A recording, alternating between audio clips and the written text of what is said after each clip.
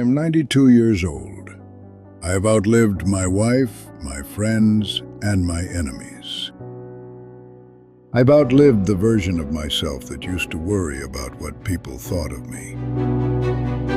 I'm standing at the edge of the cliff now, and I can see the bottom clearly. Before I go over, I need to turn around and tell you something important. Because you're living the lie. You walk around with this comfortable delusion that you have time. You treat your days like they're cheap, like you have an infinite supply waiting in the bank. But I'm here to tell you the truth. You're broke. We are all going to die. You know this intellectually, but you don't feel it. You don't feel the cold steel of mortality against your neck. If you did, you wouldn't be living the way you are. Let me tell you about my best friend, Frank. It was 1968, and Frank was everything. Smarter than me, better looking, wealthier. He was a shark in business. One night over drinks, celebrating a massive deal he'd just closed, he leaned back in his leather chair with a Cuban cigar and said, "Frank, 5 more years.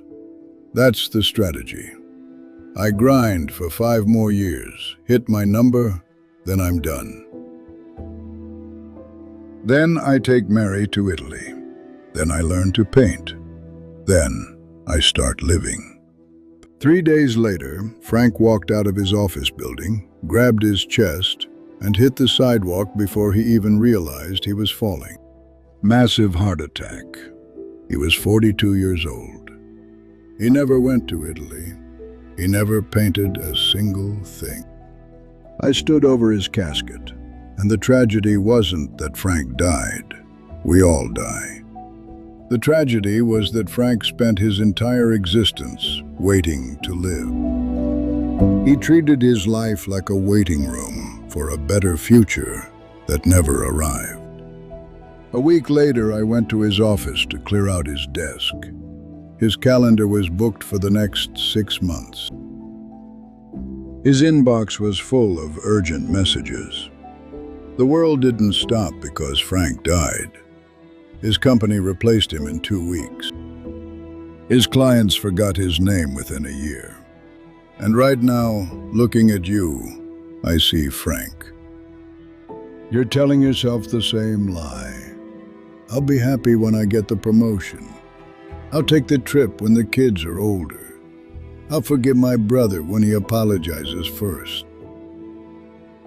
Let me give you a hard fact from a 92-year-old man. There is no later. There is only now.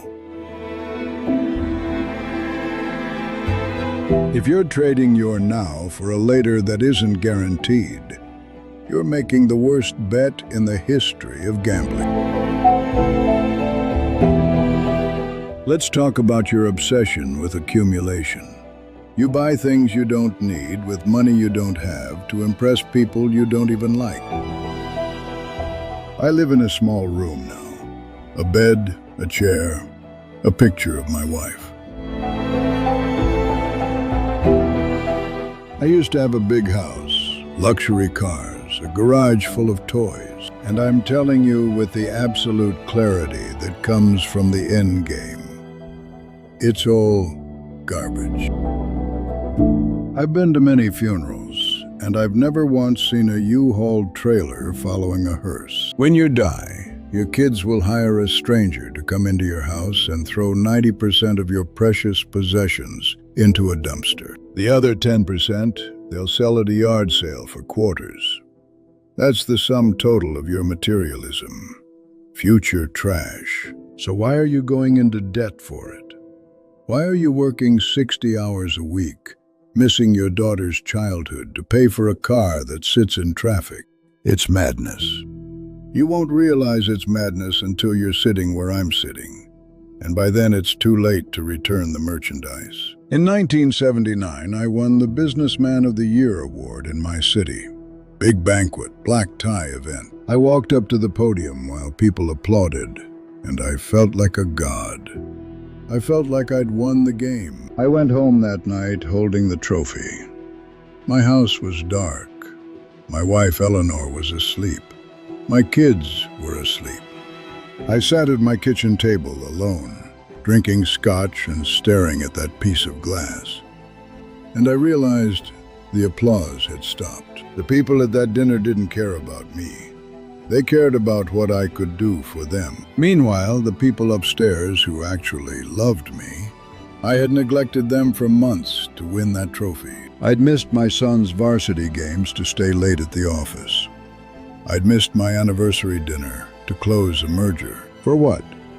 That trophy is currently in a box in a basement somewhere. I don't even know where it is. But the memory of my wife's sad eyes when I told her I couldn't make it to dinner, that stays. That's right here. You think your career is your legacy. It's not. It's a transaction.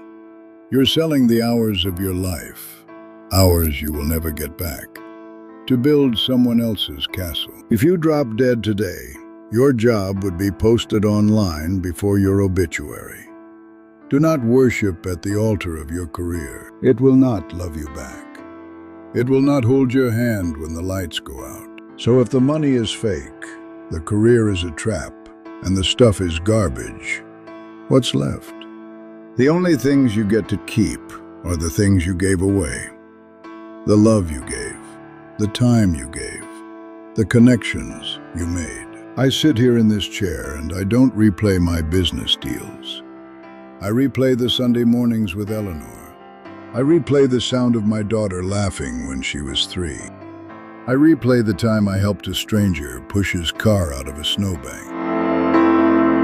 That is the only wealth there is. Here's my challenge to you. The no BS strategy for the rest of your life. First, kill your ego.